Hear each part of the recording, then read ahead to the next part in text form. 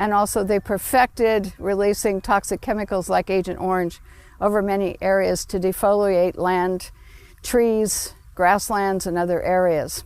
But this is technology that does come up, and it comes up when you see that the technology advanced far enough to where the practicality of utilizing it in the battlefield environment and the temptation by administrations. I mean, the best covert war is using the environment itself against your adversary. It was a military moment, and it was actually from pretty recent history. And this was the U.S. military thinking that they might be able to control the monsoon over Vietnam during that conflict. And so only a handful of top-level military advisors and the president were informed that they were going to try to make it rain over the Ho Chi Minh Trail and try to have some military advantage by doing this kind of intervention. When you start talking about manipulating the environment, we have treaties that go back to the mid-70s that forbid this, number one, as weapons of war. So the perfection of weather modification took place, but it became apparent that using weather modification for wartime purposes was not acceptable to the United States government and other nations of the world. So therefore, the NMOD Treaty came into being and was signed by the United States government after passing Congress. The reason it was signed and implemented was because it would ban warfare, weather modification techniques and use during times of war.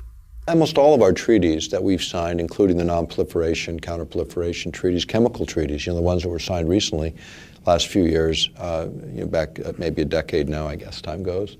But they had domestic exemptions, and so does the environmental treaty, where you can do whatever you want in your own territorial boundaries. When you start manipulating weather in one part of the planet, it doesn't look on the ground and say, oh yeah, wait, this is the boundary of a political boundary.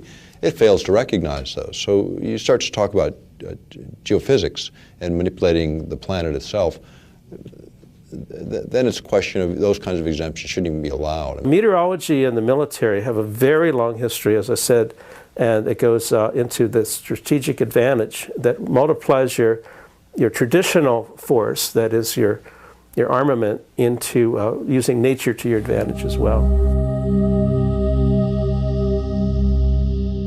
They want to create a storm in the southeast, then they'll start engineering out over the North Pacific. That's where the trailies will be, because you want to work out several days ahead of time so you have less input, and you multiply that over a couple of days, you can have a big result in 5 days' time. So small input upstream, big result downstream. And one of the rules is always work with what's coming. Don't try to necessarily work against it. You can kill a storm in place. That's easy to do with HAARP. You just change the polarization, you change the ionization of the atmosphere, and the storm will fall apart.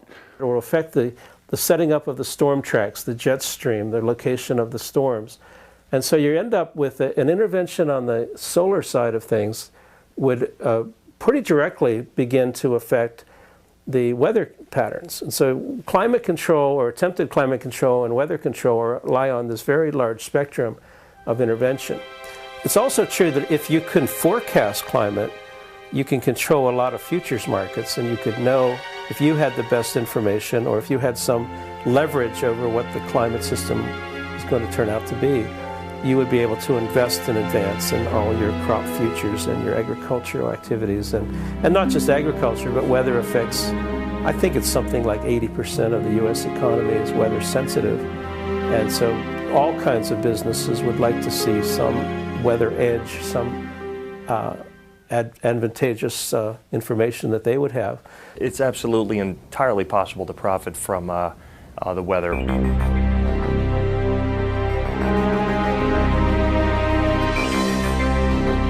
My name is Michael Agney. I'm an independent trader.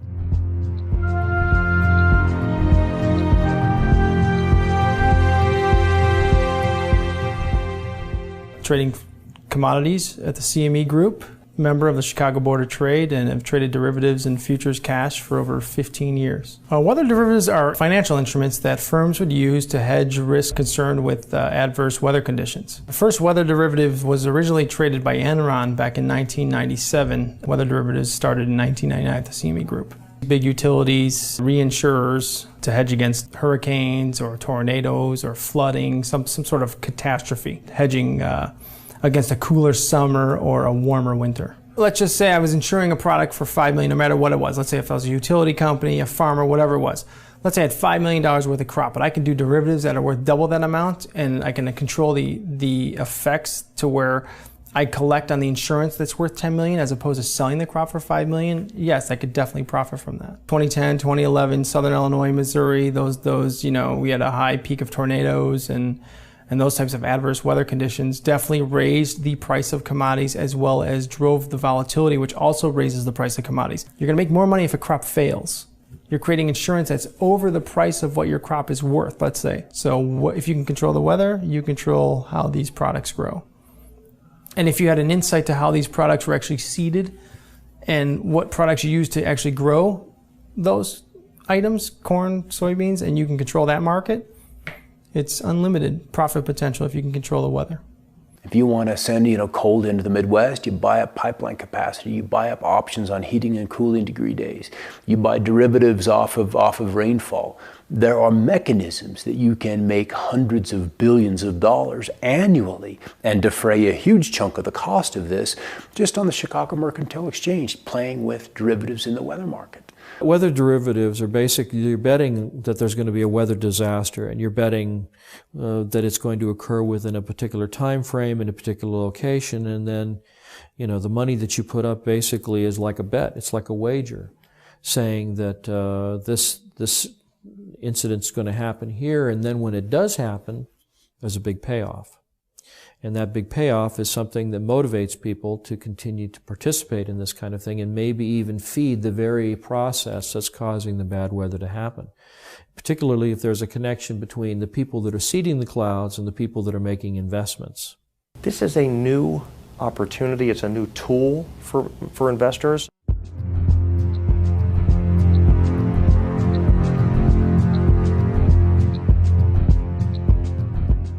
Even if someone has no interest in, going on the offensive side and buying things, it definitely behooves them to be aware of what's going on out there. The extreme weather is here, and it's not going to reverse itself. The weather event has to be severe. Ionospheric heating, in fact, these instruments, when they were first utilized, which is in the former Soviet Union back in the 70s, they started out then, they still call these ionospheric heaters because in one mode of operation, you can literally create above this instrument on the ground, you can heat an area up to 30 miles in diameter in the ionosphere. So you heat it up, and by heating it, it literally raises it. So then imagine this column moving up several hundred kilometers out, and then the lower atmosphere begins to rush in and fill that vacant space, that void. And as a result, you're altering pressure systems for quite a distance, which of course alters the weather. You're also able, if a jet stream is coming in the air, you're able to alter its course. And if you alter a jet stream, even a small amount, then the swing factor on the other end, you can move it. So you're moving storms, say, out of the Midwest onto the East Coast, or this kind of thing, by just swinging it high in terms of its flow and getting it redirected. Okay, so now if we look at precipitation, much has been made of this issue of damage from precipitation. Which the particulates that these trails have introduced into the sky are, let's just say the storms can develop more violently, more quickly, in places that are not necessarily as where you would expect them to be. And so we see more flooding. We see more intense droughts. We see rainfall rates of 1 to 2¼ inches an hour that are just bizarre. And sometimes even rainfall, 1.25 inches a minute is just unheard of. And so you have an area that's already been heated by the sun's rays, and then you have the aerosol drift in over that area, and it's reflecting both ways. It's reflecting the heat of the sun back out, but it's also trapping the heat that's already been created there by the sunlight. So it will actually create more heat and trap heat inside and closer to the atmosphere. It can actually exacerbate global warming problems. And if you become more aware of what's happening, where the global commodities are, what extreme weather events, you're one step ahead of them.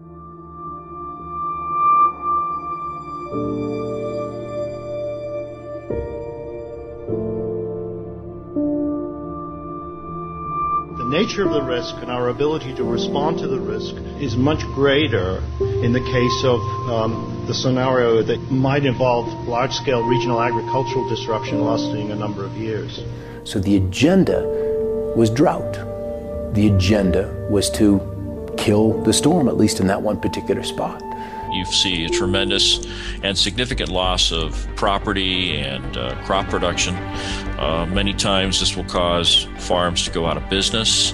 And when farmers go out of business, they usually have to sell. And then if there's somebody waiting in the wings to buy their land and then turn that land over to the production of genetically modified crops, you can see where there would be kind of a strategic advantage there. There's something that happened in the Midwest, and I'm sure everybody's heard about the flooding in the Midwest. And what happened is George Soros and his big corporate monolith went in and started buying up the farmland. So not only is it creating all these stresses, it appears to be a corporate land grab. In other words, when the farmers, the small farmers, go out of business, they're wiped out through these droughts and everything, then the big guys come in, buy up the land. And if you think of Western history, there's a lot of it concerning water rights and even water wars. And so they were shooting about access to water to water your livestock. And now people are thinking, or at least the people who are involved in weather control sometimes think about the river of moisture above our heads, and geez, if we could just tap that. But that too is a water right that would involve access to people that felt that maybe they had prior rights over it. You're reducing the food security of people through deploying these kinds of approaches that potentially 2 billion people could have their food disrupted by such interventions.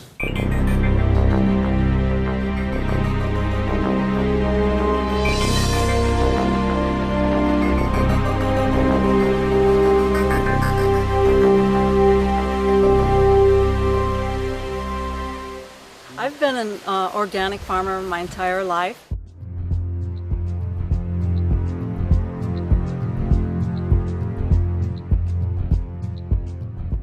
And I've been, in the last 8 years, been certified organic. And so I've been growing food in a way that feels healthy, where I have the most energy. And now it's not so healthy.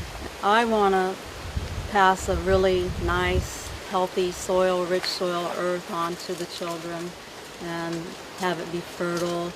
My name is Joel Gil Coca. I've been farming in this land for about 5 years.